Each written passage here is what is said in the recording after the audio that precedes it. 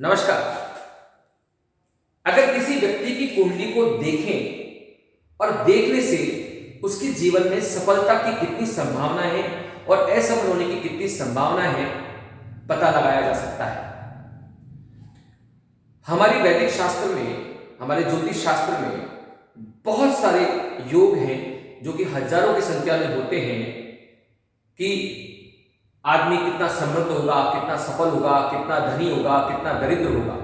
बहुत सारे योग हैं, पर एक लेमैन, एक साधारण व्यक्ति कुंडली को देख करके यह समझ नहीं पाता है कि मैं जीवन में कितना सफल होऊंगा या कितना असफल।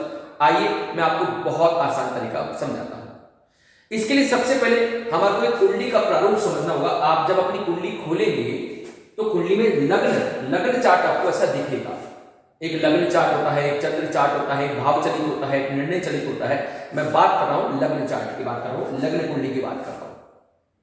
इसमें ऐसे 12 खाने होंगे, 12 खाने में नंबर्स होंगे। किसी का 1 नंबर यहां होगा, किसी का 2 होगा, किसी का 3 होगा, किसी का 4 होगा।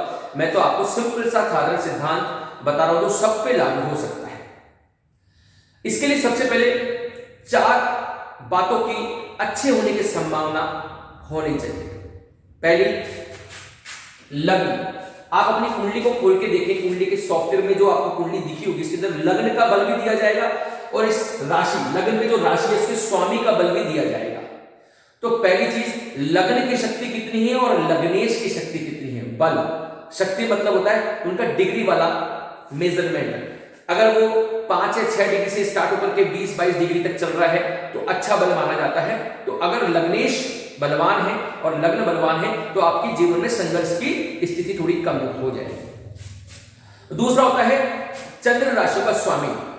चंद्र राशि का स्वामी यानी चंद्र, सूर्य राशि का स्वामी यानी सूर्य और दशम भाव का स्वामी वो कितने मजबूत हैं कुंडली में। चंद्र राशि का स्वामी अगर कर्क राशि 4 नंबर ये है तो 4 नंबर का स्वामी कौन होगा? चंद्रमा। उसका बल कितना है? 5 नंबर राशि यानी सिंह राशि, उसका ऑनर कौन? सूर्य, उसका बल कितना है? और 10वें भाव की राशि कौन सी राशि है? ये 10 नंबर यानी इनके ऑनर कौन हुए? शनि। तो उनका बल कितना है?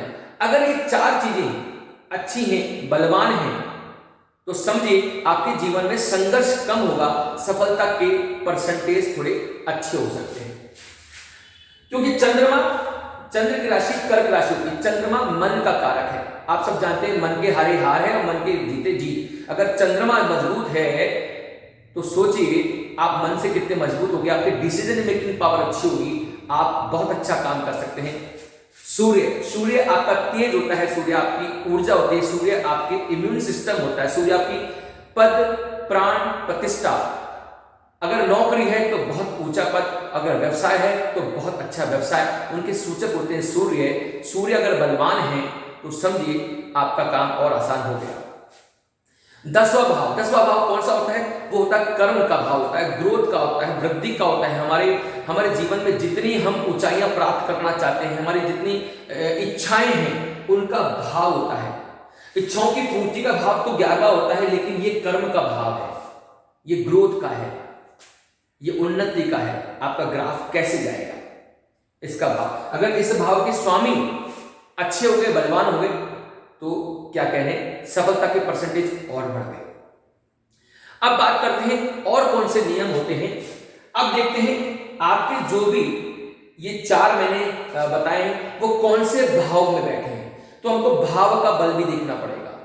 भाव में अगर शुभ अच्छे ग्रह बैठे हैं तो कुंडली बहुत अच्छी हो जाती है। भाव में अच्छे ग्रह बैठ गए तो कुंडली मजबूत हो गई। भाव में शुभ ग्रहों की दृष्टि आ गई तो कुंडली अच्छी हो गई। भाव में जो भाव का मालिक होता है अगर उसकी ही दृष्टि आ गई, मान लीजिए इस भाव में शनि की दृष्टि पड़ गई तो बहुत अच्छा हो गया।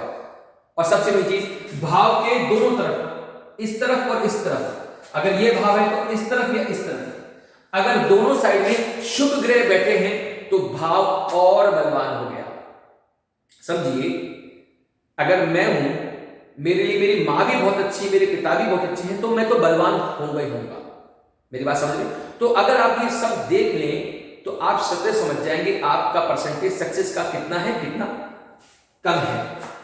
अब बात आती है अगर ऐसा नहीं हुआ, लग्न कमजोर, लग्न कमजोर, लग्नेश कमजोर, चंद्रमा की डिग्री कमजोर, सूर्य भी थोड़ा वीक, पीड़ित, पाप ग्रहों से दृष्टि वाला हो गया और दशम भाव का मालिक भी कमजोर हो गया, तो समझिए मेहनत का रेशियो बहुत ज्यादा हो गया, अचीवमेंट के रेशियो बहुत कम हो गए। तो आप अपनी कुंडली को देखिए और देख करके समझिए कि आप जीवन में कितने सफल होंगे और कितने असफल। जब आप ये समझ जाएंगे, उपाय उसके बाद बनते हैं, रेमेडीज उसके बाद बनती हैं। अब रेमेडीज क्या होंगी मैं ये अगले वाले लेक्चर में बताने वाला हूं, लेकिन आज आप अपनी कुंडली को खोल के ये जरूर देखिए कि आप कितने सफल हैं और कितने असफल। नमस्कार।